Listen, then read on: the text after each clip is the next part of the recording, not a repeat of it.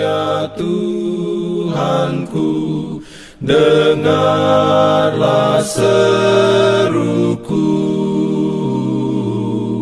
melayang doa yang sungguh, memandang padamu.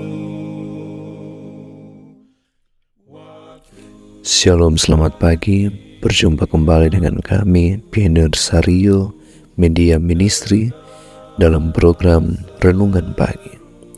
Sebelum lanjut, mari kita berdoa.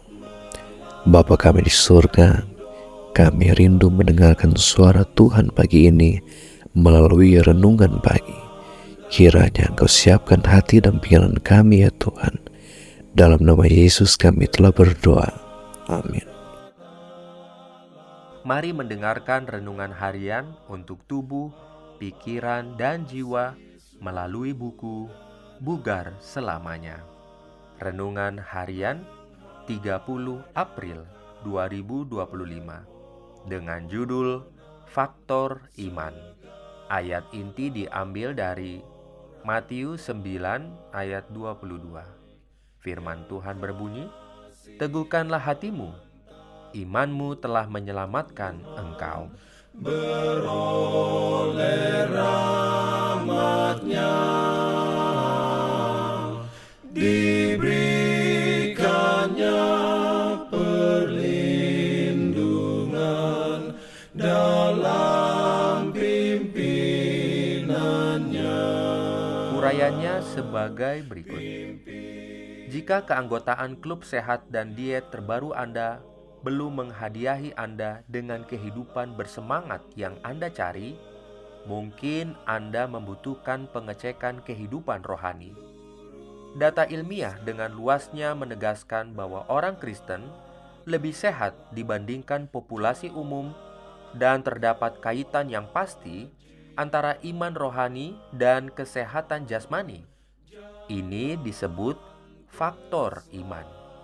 Di Universitas Purdue, sosiolog medis Kenneth F. Ferraro mengumpulkan respon dari 1.473 orang secara nasional mengenai faktor-faktor yang mempengaruhi kesehatan seperti usia, pendapatan, dan pendidikan.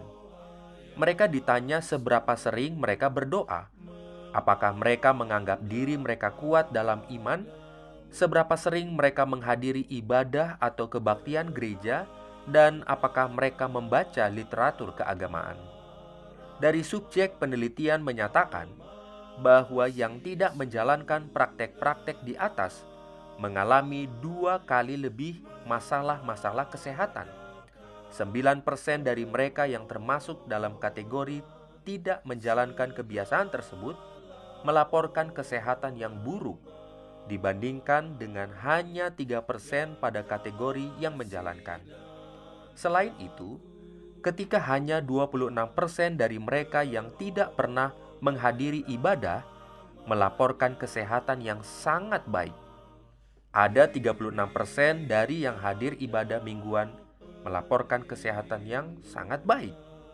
Bagaimanapun juga, orang-orang yang secara aktif terlibat dalam agama, mereka membuat perbedaan yang terbesar dalam status kesehatan, kata Ferraro. Sebuah studi tahun 1995 di Dartmouth Hitchcock Medical Center menemukan bahwa salah satu prediktor kelangsungan hidup terbaik di antara 232 pasien operasi jantung adalah sejauh mana pasien mendapatkan penghiburan dan kekuatan dari agama kepercayaan mereka. Mereka yang tidak memilikinya memiliki angka kematian 3 kali lebih tinggi. Sebuah penelitian pada tahun 1996 terhadap 4.000 orang lanjut usia menemukan bahwa mereka yang menghadiri layanan keagamaan tidak terlalu tertekan dan secara fisik lebih sehat dibandingkan mereka yang tidak hadir atau yang beribadah di rumah. Sejumlah penelitian telah menunjukkan bahwa orang yang tidak mengunjungi gereja memiliki angka bunuh diri 4 kali lipat lebih tinggi dibandingkan orang-orang yang menghadiri gereja secara teratur. Jadi apa yang membuat faktor iman menjadi obat yang baik? Pertama, orang yang menumbuhkan keimanannya dengan menghadiri ibadah keagamaan cenderung mempunyai jaringan pertemanan yang kuat dan memastikan mereka mendapatkan perawatan medis yang tepat. Komunitas Kristen adalah keluarga yang peduli, penuh kasih, dan keluarga yang selalu hadir. Kedua, prinsip-prinsip Alkitab adalah prinsip-prinsip yang sehat.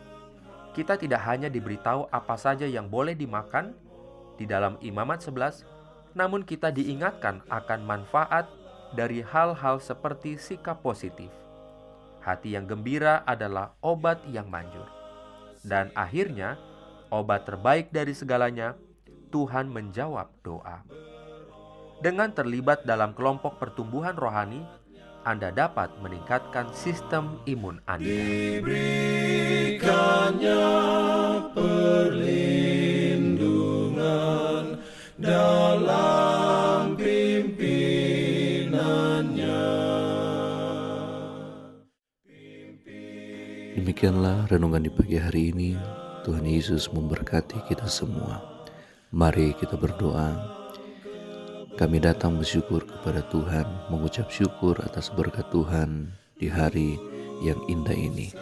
Kami boleh mendengarkan firman Tuhan, boleh memberkati kami sepanjang hari ini, dan kiranya berkat Tuhan di hari ini menjadi bagian kami. Kami terus melayani Tuhan dengan kekuatan kesehatan yang Tuhan berikan kepada kami. Kami serahkan segenap kehidupan kami, keluarga kami, dan semua rencana kami kepada-Mu saja ya Tuhan. Kami telah berdoa dan mengucap syukur dalam nama Yesus Tuhan dan Juru Selamat kami. Amin. Jalan keselamatan.